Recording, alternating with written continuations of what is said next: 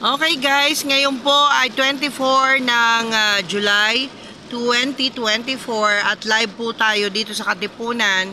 Kung mapapansin po ninyo ay malalim-lalim na po ang tubig rito ngayong bagyong Karina. At kami po ay on the way sa DWIZ 882 at dito po sa Aliw Channel 23. Yan. Malalim-lalim po ang tubig at of course pinangangambahan po natin na tayo po ay hindi makadiretso. Sana po ay magtuloy-tuloy ang biyahe po namin papunta sa studio. At of course, mag-ingat po kayong lahat, no? Ano man po ang inyong mga sasakyan, lalo na yung mga riders natin ay pinag-iingat po natin. Lahat po ng mga sasakyan ay magbukas po kayo ng headlight po ninyo o kaya ng backlight ninyo para po sa ibang mga mga motorista. Alam niyo naman ho, medyo madilim ho ang panahon ngayon at pinangangambahan natin na magkaroon ng banggaan sa oras na ito. Yan. Ingat-ingat lang po guys.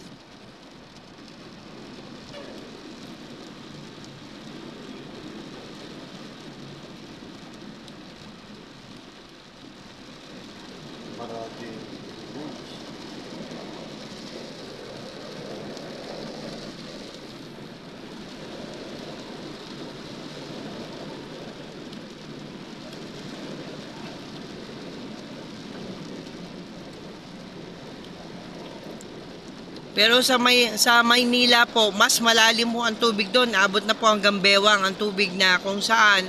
Yan isang ayon sa ilang natin mga kasamahan sa media.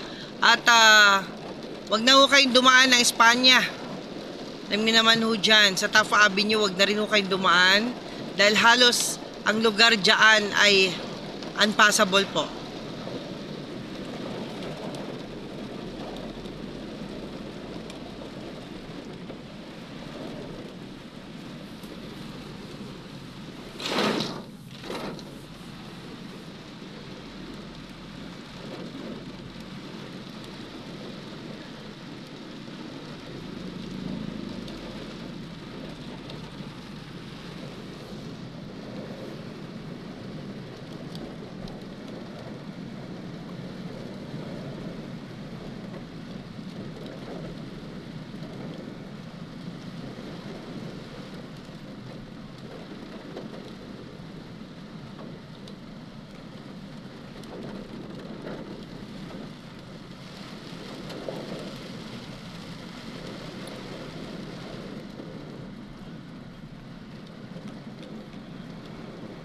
Yan, makikita po ninyo malalim-lalim po ang tubig dito sa aming kinaroroonan ngayon.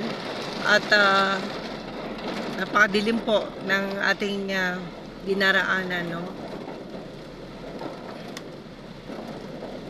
Sana matigil na po ang ulan ito. Huwag po tayong tumigil sa panalangin mga kaibigan.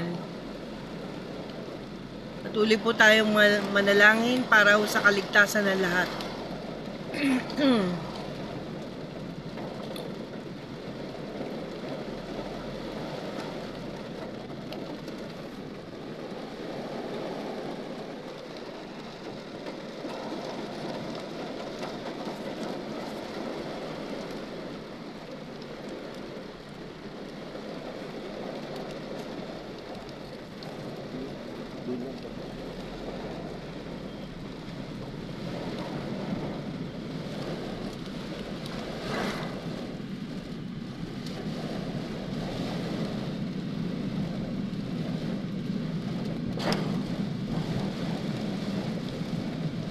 Maganda na rin po kayo ng flashlight, ng kandila, ng posporo o lighter para ho kung sakali na magkaroon ho ng hindi naasahang brownout ay maano po kayo, makabiyahe pa rin po kayo.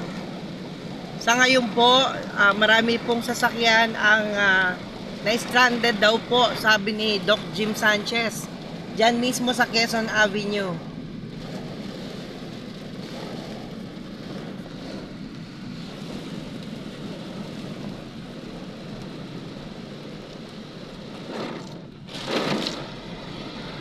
So mga ilang kalsada po ay unpassable po Maswerte lang po kayo kung alam nyo ho yung mga tamang daan para po kayo ay makalusot.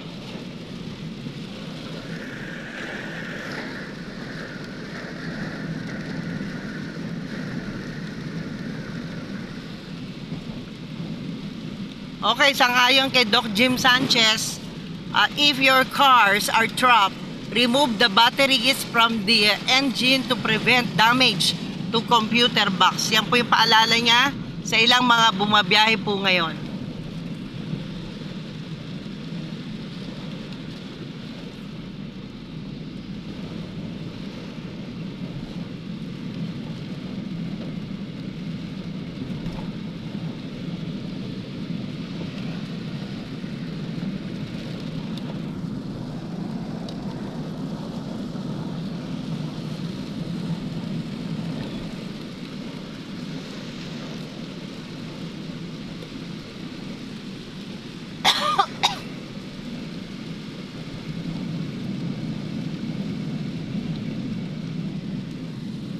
May pinadala po sa atin ang Office of the Executive Secretary po ukol sa